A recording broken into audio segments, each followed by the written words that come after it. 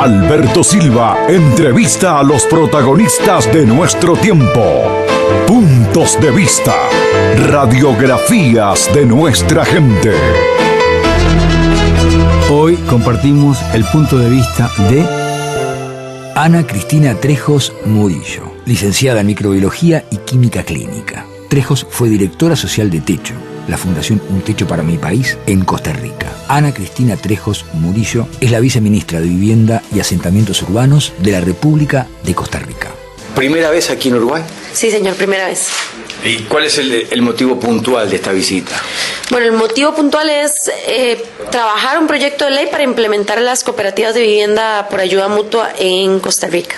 ¿Y cómo surge este nexo, cómo surge esta posibilidad de venir a Uruguay? Cuando el año pasado comenzamos en esta administración, nuestra idea era revisar los proyectos que ya traía la pasada administración, que valiera la pena que les diéramos continuidad, precisamente para no cortar esos procesos también que a través del tiempo se han venido desarrollando. Uno de estos procesos era la cooperativa. Sabíamos que ya había una cooperativa de 40 familias que estaba organizada, que estaban muy interesados en replicar el modelo.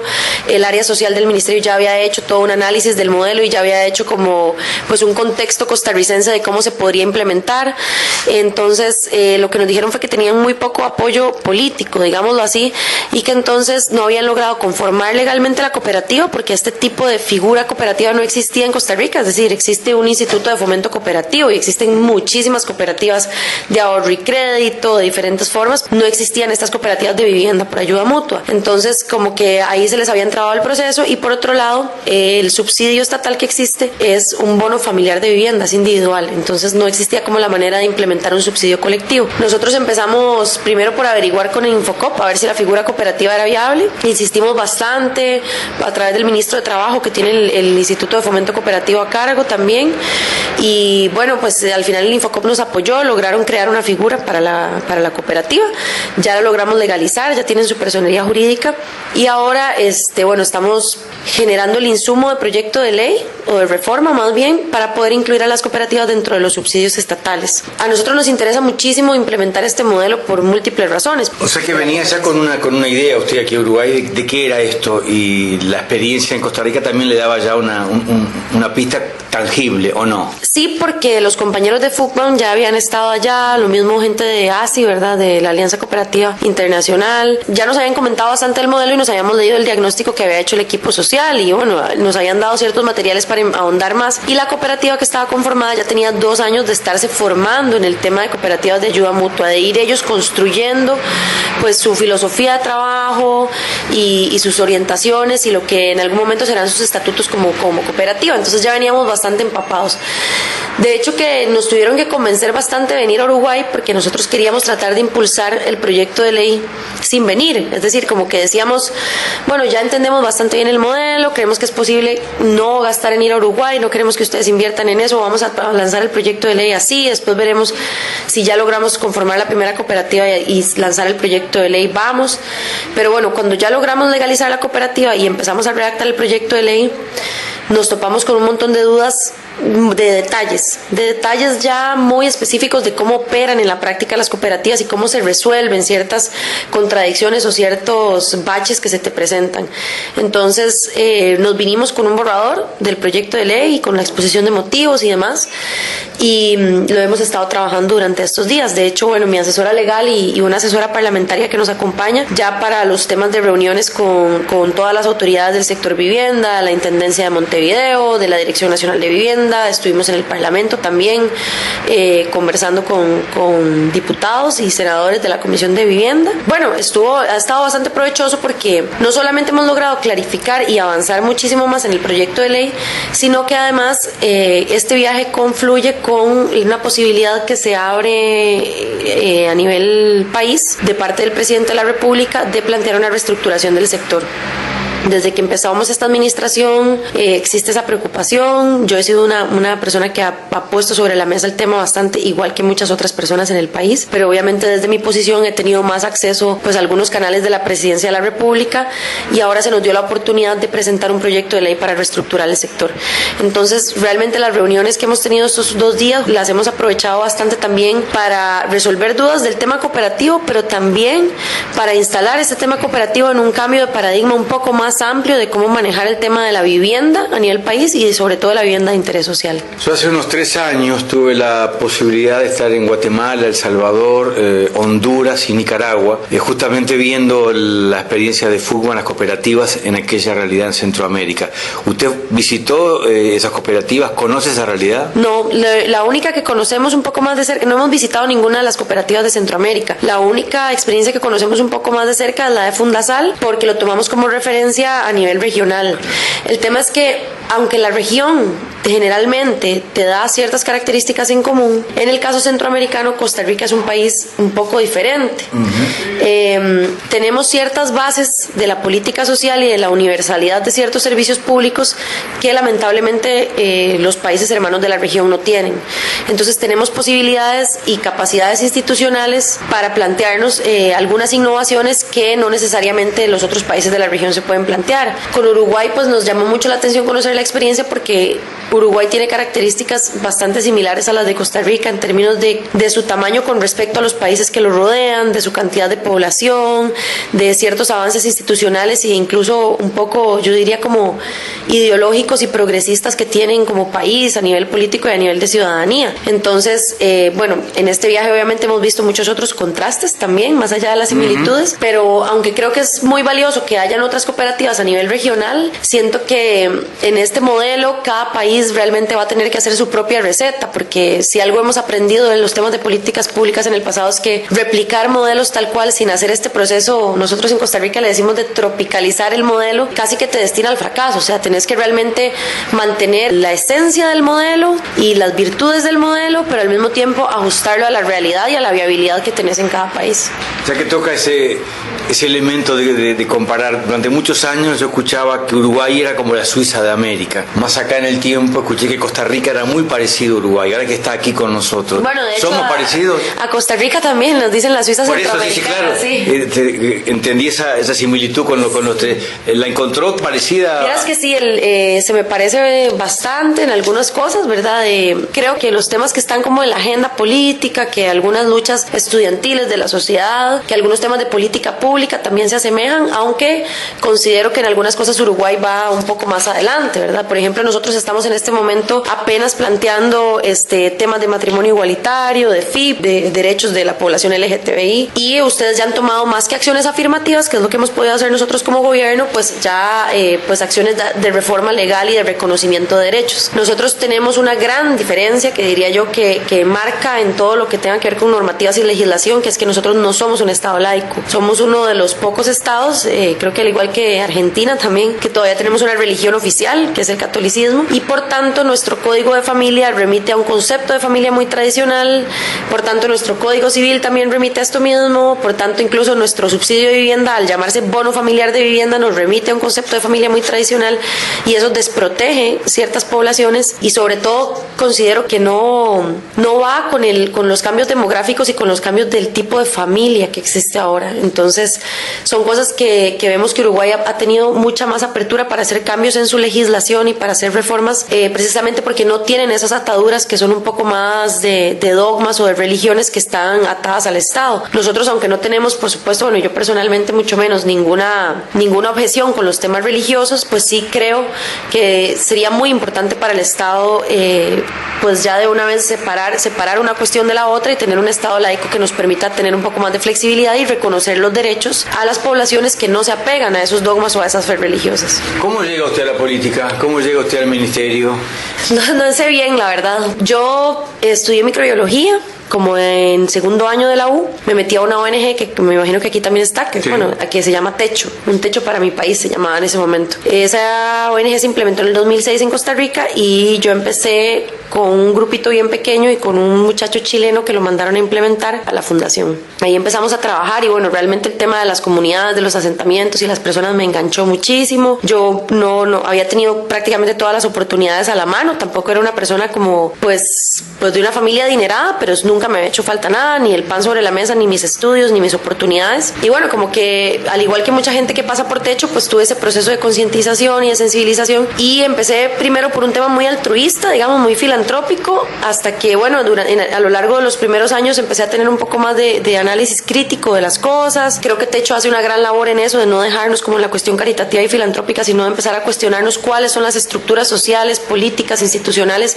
que perpetúan ciertas desigualdades, y empezar a ver cuáles son los espacios de incidencia. Me quedé en Techo por 7 años trabajando, fui directora de voluntariado, al principio andaba buscando voluntarios en todas las universidades, luego fui directora de detección y asignación, como que me harté de convencer a estudiantes universitarios y lo que quería era solo estar en la comunidad, entonces me metí de lleno en la comunidad y ahí me pusieron de directora del área de detección y asignación, que era la que trabajaba directamente con la calificación de las familias, y después de eso me tocó ser directora social del país. Entonces ya como directora social, pues obviamente me tocaba la vocería de la fundación y otras cosas, y me di a conocer un poco más a través de la fundación en realidad, pero bueno, ya después yo salí de la fundación, seguí con mis temas de estudios, yo quería también estudiar trabajo social, entonces como que empecé pues a proyectarme más hacia lo que quería estudiar para precisamente aportar desde una parte más académica también al tema de los asentamientos. Justo cuando estoy metida en ese tema académico, vienen las elecciones, yo me había afiliado bastante al partido que finalmente ganó, aunque al principio estábamos dentro del margen de error, era tan baja la afiliación que teníamos de cara a las elecciones que estábamos dentro del mismo margen de error de las encuestas, y bueno, finalmente se pasó a segunda ronda y se ganó.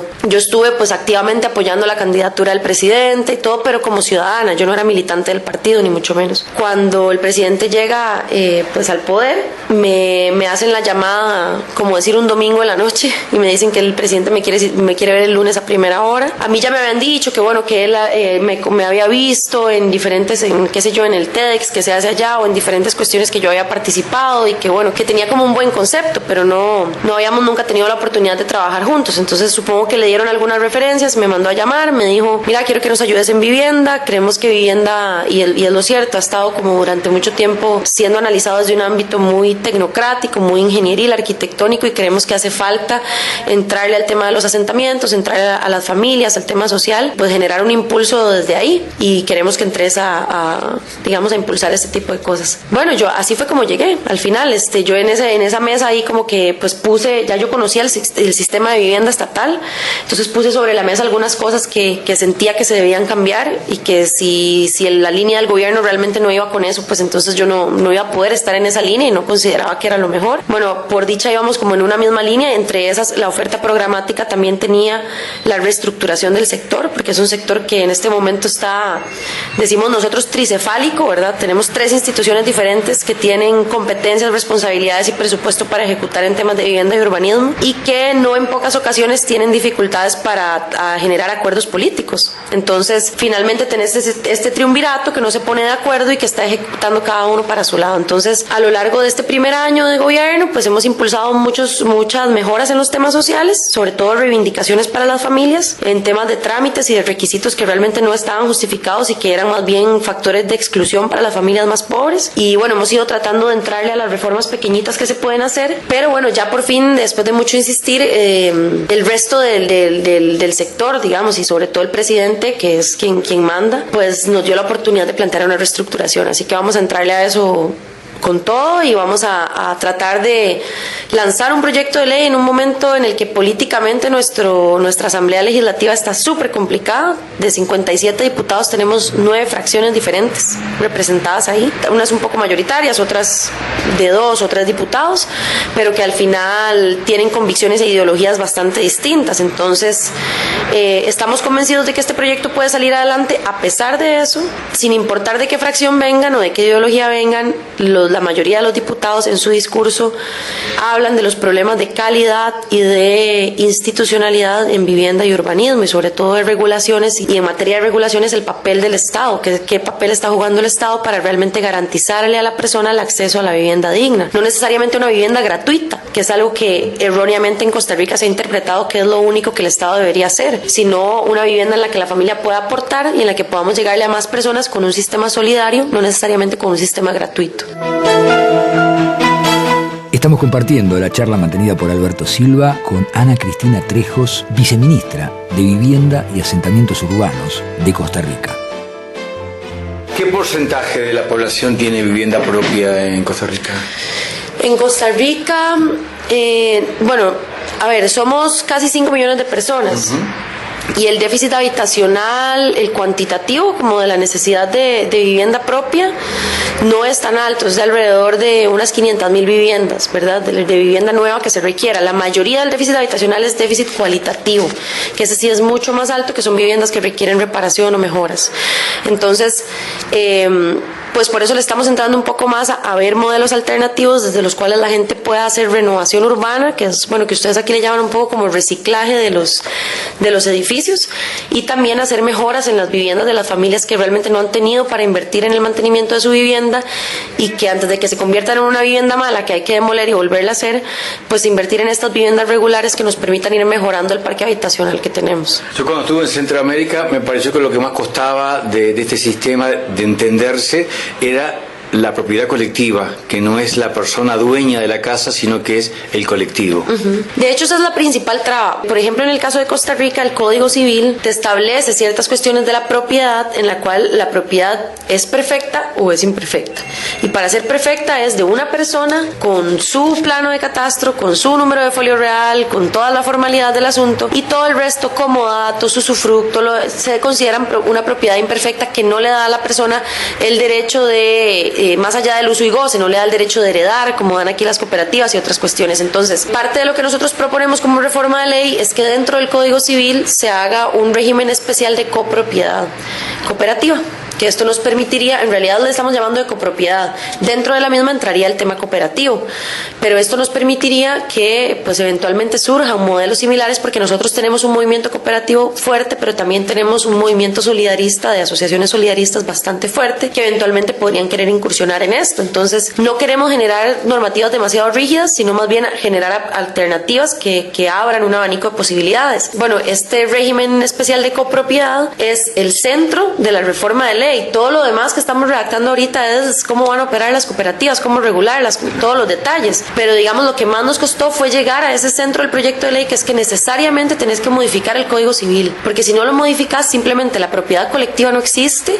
Mucha gente lo puede interpretar como un retroceso de los derechos individuales que tienen las personas, y por eso queremos llegar a, suena un poco feo, pero como a venderlo a Costa Rica más por sus virtudes y por lo que gana el Estado como inversión, como creación de capital social, o de, yo diría no capital, sino de capacidades humanas, ¿verdad? También, y de empoderamiento de la ciudadanía y demás, y que el tema de la copropiedad se vuelva pues una arista así particular, diferente, pero que no se vea algo que sea un contrapeso tan fuerte como para no apoyar el modelo, sino que realmente nosotros vemos tantas virtudes en el modelo, que además esas virtudes solucionan puntos que claramente están muy mal dentro de nuestra política de vivienda. O sea, esas virtudes vendrían a llenar nuestras debilidades en política de vivienda, que el modelo se vendería, digamos, bastante bien en la Asamblea Legislativa de esa manera, siempre y cuando nosotros hayamos contemplado el tema de la copropiedad, y por eso fue lo primero que redactamos. Entonces, presentando la solución al tema de copropiedad, más todas las virtudes del modelo, creemos que podríamos llegar a convencer a una Asamblea Legislativa bastante fragmentada, como les dije, pero que al final de cuentas tienen algunos puntos de agenda política en común, y uno de esos puntos es criticar el sector vivienda, ¿verdad? Y todos lo hacen férreamente. Creo que es una oportunidad de decirles, bueno, dejemos de criticar y propongamos algo para mejorar el sector. Entonces, de ahí es como del punto que queremos entrar para negociar. Yo le confieso que me llamó mucho la atención saber que este era el obstáculo más grande allí en Centroamérica, porque tenía como una idea cultural en algunas poblaciones indígenas, incluso de la comunidad, del colectivo, y aquí que somos un poco aluvional y somos bastante individualistas, me parecía como una contradicción cultural que fuera desde acá que partiera lo colectivo y que costara entrar allá donde a priori yo me suponía era más fácil. Sí, es que en realidad nosotros las únicas propiedades colectivas que tenemos son las indígenas, como dice usted.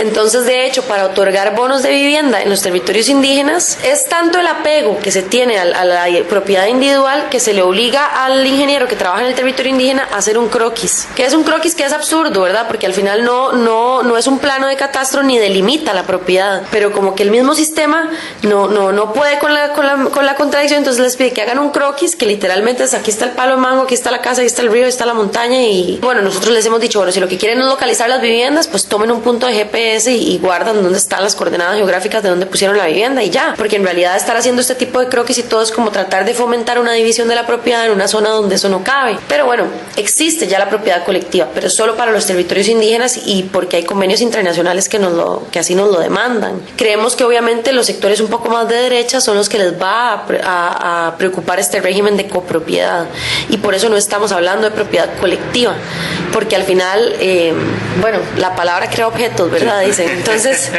creemos que hablar de un régimen de copropiedad es mucho más potable para la Asamblea Legislativa que hablar de propiedad colectiva, aunque a la larga significa lo mismo, pero son maneras como de entrarle a la parte política y sobre todo a la Asamblea Legislativa, que son de los que dependemos para sacar este proyecto de ley. En todo caso, de previo al proyecto de ley, estamos buscando desesperadamente apoyo pues de instituciones del Estado con terrenos y de fondos, digamos, de un crédito blando, tal vez de parte del Infocop, del Instituto de Fomento Cooperativo, para crear el proyecto de vivienda de la cooperativa de ayuda mutua que ya tenemos allá, que se llama Covifudam, la que recientemente se constituyó, para demostrarle a la gente que si esta cooperativa pudo construir bien, pudo hacerlo bien, el régimen funciona y todo el asunto, pues tener un ejemplo muy tangible ahí a la hora que estemos defendiendo el proyecto de ley. Creo que van a estar sucediendo al mismo tiempo, pero yo les decía que no solo la propiedad colectiva es un tema en Costa Rica, sino que en Costa Rica tenemos una experiencia de autoconstrucción muy mala. En algún momento, como en los 80, se trató de hacer un programa de autoconstrucción, pero las familias no tuvieron suficiente acompañamiento técnico. Entonces, bueno, se hicieron de todo lo que ha habido aquí, que núcleos húmedos, que ustedes les llamaban básico, no sé qué, como que expandible. Sí, núcleo básico, sí. Nosotros tuvimos núcleo húmedo, tuvimos autoconstrucción, y las experiencias de autoconstrucción fueron medio malas, ¿verdad? O bastante malas. Hay que hacerle entender a la gente que esto no es una réplica del modelo de autoconstrucción anterior, sino que aquí hay institutos de asistencia técnica que estarían regulados, que tendrían un acompañamiento, que habría ciertos estándares para la construcción, y que bueno, hemos aprendido de esos errores del pasado, hemos podido conversar con personas que estuvieron dentro de esos programas de autoconstrucción y que nos han dicho cuáles fueron los errores que se cometieron, y queremos también desmitificar que el tema de la autoconstrucción es malo o genera edificaciones de mala calidad, que es un poco el mito que hay, ¿verdad? Autoconstrucción igual a mala calidad. Entonces, este modelo también va a luchar contra eso en Costa Rica, sobre todo porque tenemos muchas familias que tienen poco poder adquisitivo o poca capacidad de pago para su crédito, pero que tienen muchísimas ganas de salir adelante y que pueden colaborar con su vivienda enormemente. Entonces, pues queremos darle a las familias también esta herramienta de la ayuda mutua para salir adelante con su vivienda. Y con el tema cartera de tierra, que es el otro elemento disparador de estas cooperativas, ¿cómo es la legislación en Costa Rica? Bueno, en Costa Rica yo les comentaba que hay varias instituciones que poseen tierras, ¿verdad? De hecho, la mayoría pueden poseer tierras, pero hay... No es un obstáculo eso, entonces, en principio. No, pero no está ordenado. Por ejemplo, los jerarcas ahorita que entraron a las carteras de vivienda, le decían a sus mismos, digamos, mandos medios, les decimos nosotros, bueno, tráigame todos los terrenos que son de esta institución para ver en cuáles podemos invertir, cómo podemos ordenar la cuestión. Y bueno, al final llegaban y decían, no, los terrenos son malísimos, puras orillas de calle, terrenos en zonas inundables o de riesgo, aquí y allá, ¿verdad? Y en realidad, después, escarbando un poco más, se dan cuenta que hay terrenos muy buenos que los mismos mandos medios o la misma gente de las instituciones se tiene ahí guardados porque no quieren, digamos, realmente ni ponerlos en ejecución, ni tampoco venderlos, ni donarlos a otra institución, ni nada. Entonces hay que hacer realmente como casi que una investigación interna de cuáles son los terrenos que hay ahí, porque la burocracia interna de las instituciones no siempre te da toda la información, sobre todo porque estás en puestos políticos que van con el gobierno de turno y que ellos saben que es por un tiempo. Entonces, si logran, digamos, como bailarte durante esos 4 años y no enseñarte los terrenos, se los guardan para el momento en los que ellos quieran hacer algún proyecto o por ninguna razón. Entonces, lo que estamos planteando es precisamente que haya una especie de decreto ejecutivo como el que se hizo acá, es lo que se nos está ocurriendo, o una directriz que llegaría a las instituciones autónomas o alguna cuestión por mandato de ley que nos ayude a hacer esa recopilación de los terrenos. Porque, por ejemplo, el Banco Hipotecario de la Vivienda no puede comprar, no tiene una norma que lo habilite a comprar tierras, solo puede recibir donaciones. El Instituto de Vivienda y Urbanismo puede comprar, puede vender, puede expropiar, puede hacer todo, es el que tiene la ley más fuerte, pero su capacidad institucional a través de los años se ha ido debilitando y hoy en día son una institución tal vez la más débil del sector. Entonces, a pesar de que tiene todas las potestades por ley, ley, no las ejecuta porque no tiene la capacidad institucional para hacerlo. Entonces ellos se encuentran con todas las potestades de ley, pero con trabas administrativas y de ejecución muy fuertes. Y los gobiernos locales, allá ya tenemos 7 provincias, pero las provincias no tienen una representación política. O sea, son una división político-administrativa, pero no tienen una representación política, sino que lo que hay son gobiernos de municipios, y hay 81 municipios en todo el país. Algunos municipios tienen una norma que los habilita a comprar y vender, otros municipios tienen solo normas que los habilitan a comprar, pero no a vender, es decir, una vez que compran solo pueden donar, y otros municipios no tienen ninguna de las dos. Tienen que mandar, incluso cuando tienen terrenos del Estado y los quieren titular, si no tienen la norma que los habilite, ahorita acabamos de mandar en diciembre, el Ministerio de Vivienda mandó a sesiones extraordinarias de la Asamblea Legislativa un proyecto de ley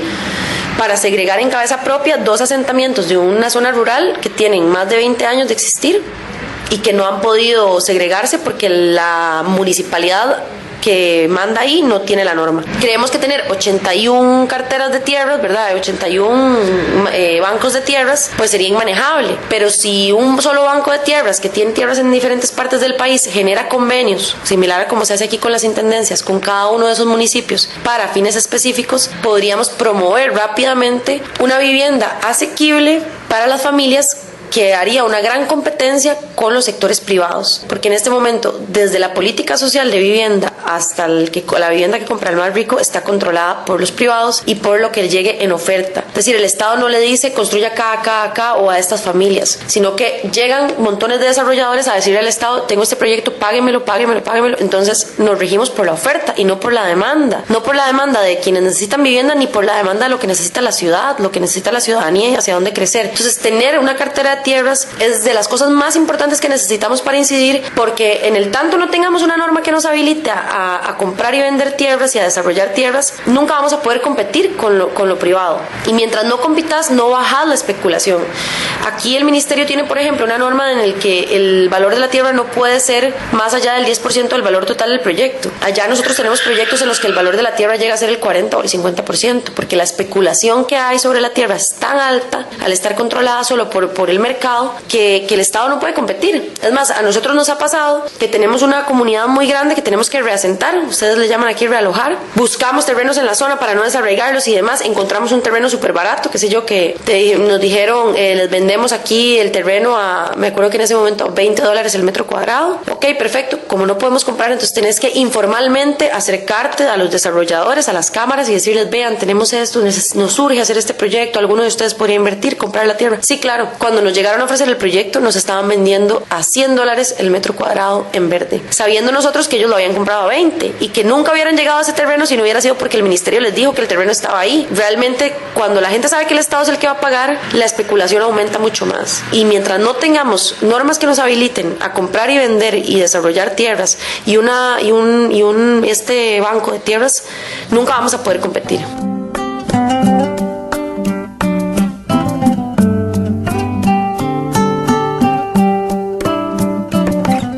Hay gente que pasa por la vida, camina sobre el polvo, dejando apenas una huella que se borra. Hay otras que sobre el polvo pisan, deprisa y sin cuidado, alborotando un gran viento.